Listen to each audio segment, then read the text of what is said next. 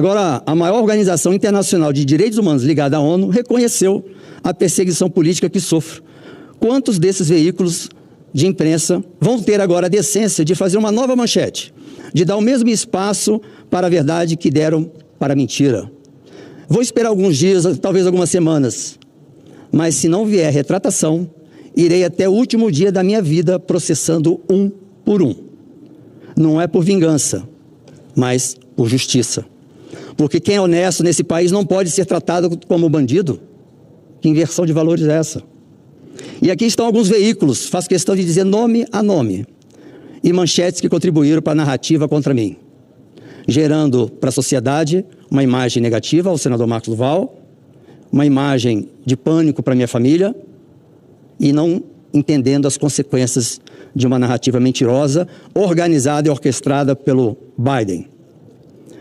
Vou citar nome por nome: CNN Brasil, Folha de São Paulo, UOL, Globo, G1, Globo News, TV Globo, Estadão, O Globo, Terra, BBC News Brasil, Reuters, Brasil de Fato, Brasil 247, Página 12, Marco Press, Valor Econômico, SWI, Swift, Agência Estado, Band News, Rádio Bandeirantes, Exame, Poder 360, Revista Veja, Revista Época, Revista Piauí, Next Jornal, Fato ou Fake, Aos Fatos, as agências Lupa, Projeto que Comprova e tantos outros que se associaram para destruir a minha honra. Todos esses veículos participaram da tentativa de assassinar minha reputação. Nenhum fez jornalismo. Fizeram parte de um consórcio narrativo onde o réu era definido durante as investigações sem ser denunciado, sem ter processo, sem ter condenação. E agora, onde está essa imprensa que está calada diante dessa decisão desse órgão ligado à ONU? Crime contra a humanidade. O Brasil não entendeu, a imprensa não entendeu o que é um crime contra a humanidade. Enquanto antes faziam fila para distorcer e atacar, ficava lotado aqui da imprensa, hoje tem ninguém, está vazio, para distorcer, atacar, denegrir a minha imagem. Hoje estão em silêncio. Finge que nada aconteceu. Finge que não viram a decisão histórica da maior organização parlamentar do mundo. Mas o mundo viu. O meu caso já foi registrado e está sendo registrado e noticiado por veículos como New York Times, The Washington Post, BBC Mundo, Reuters, El País, SWI, La Derecha Diário da Argentina, Gateway Punting dos Estados Unidos, Plataforma for Peace and Humanitarian, Panam Post, Diário das Américas, Infoab, Hanson Foundation, entre outros. A pergunta é: por que só a imprensa nacional se recusa a reconhecer? Está no site desse órgão. Entrem lá, verifiquem o ano, o tamanho, para vocês não dizerem que não tinham informações. Como é que a imprensa não tem informação de um órgão como esse? Maior e mais antigo do planeta. A pergunta é: por que só a imprensa nacional, né, se recusa a reconhecer? Porque antes, quando era para atacar todos publicavam. Não importava. Para falar de Duval, bastava dizer que ele era doido. Bastava dizer que ele falava, mas não provava. E eu mandando documentos para todos os órgãos. E agora que a verdade veio à tona, ninguém tem coragem de escrever uma linha dos crimes cometidos pelo Alexandre de Moraes. Está aqui, desde a apreensão do passaporte, meu direito a ir e vir, censura e tudo mais. Está aqui descrito. A decisão foi unânime no dia em abril, Genebra, na Suíça. Será que é porque essa verdade demonstra toda a narrativa que construíram com tanto empenho que era mentira? Ou será que é porque nunca foi sobre jornalismo, foi sobre controle, ativismo?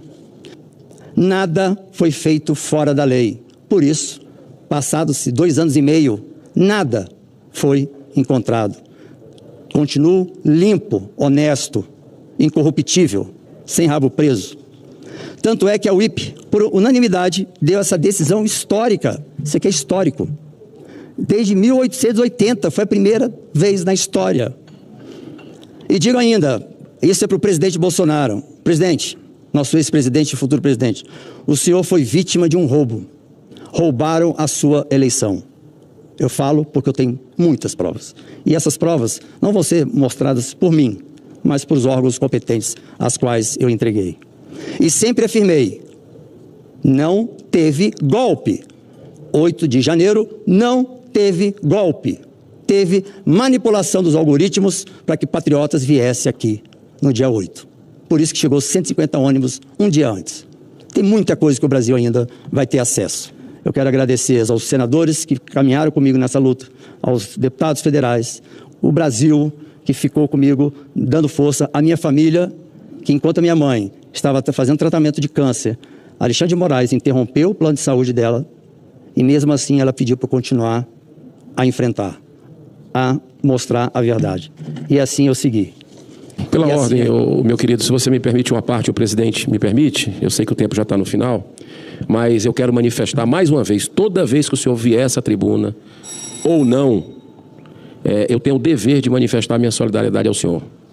Inclusive faço isso em entrevistas, seja no Brasil, seja fora do Brasil, porque é uma aberração o que estão fazendo com o senhor. Isso não é democracia nem aqui nem na China. Aliás, é coisa típica de China.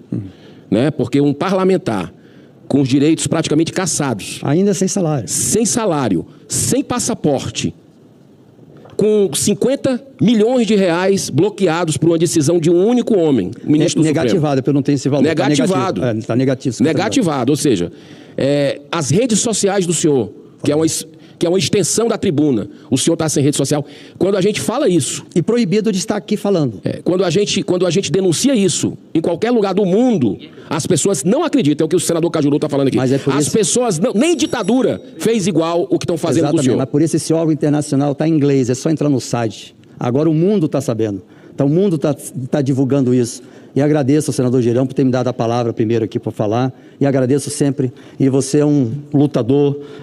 desde o início com isso, mas o enfrentamento eu não me arrependo, porque eu fiz dentro da lei, de forma democrática. E aqui, um órgão internacional, de forma unânime, eu nem fiz denúncia a esse órgão. Esse órgão soube e começou a investigar sem eu ter conhecimento. E só quando tomaram a decisão que, de fato, eu estava sofrendo perseguição política, que é crime contra a humanidade, quando eles me avisaram da decisão que houve em Genebra. Então, esse órgão está para vir no Brasil. E vai perguntar aos 3 poderes se eu continuo sofrendo minhas violações de direitos humanos. E crime contra a humanidade, qualquer país democrático pode condenar o ministro Alexandre de Moraes à revelia, porque não é um crime contra patriota, não é um crime contra bolsonarista, não é um crime contra o brasileiro, é um crime contra a humanidade. Não é só botar num paredão e fuzilar, não é botar numa câmara de gás. Perseguição política, hoje, é crime contra a humanidade. E ele está cometendo a cada dia crime contra a humanidade. Cada dia que passa é mais um dia de violação aos direitos e o desprezo à Constituição.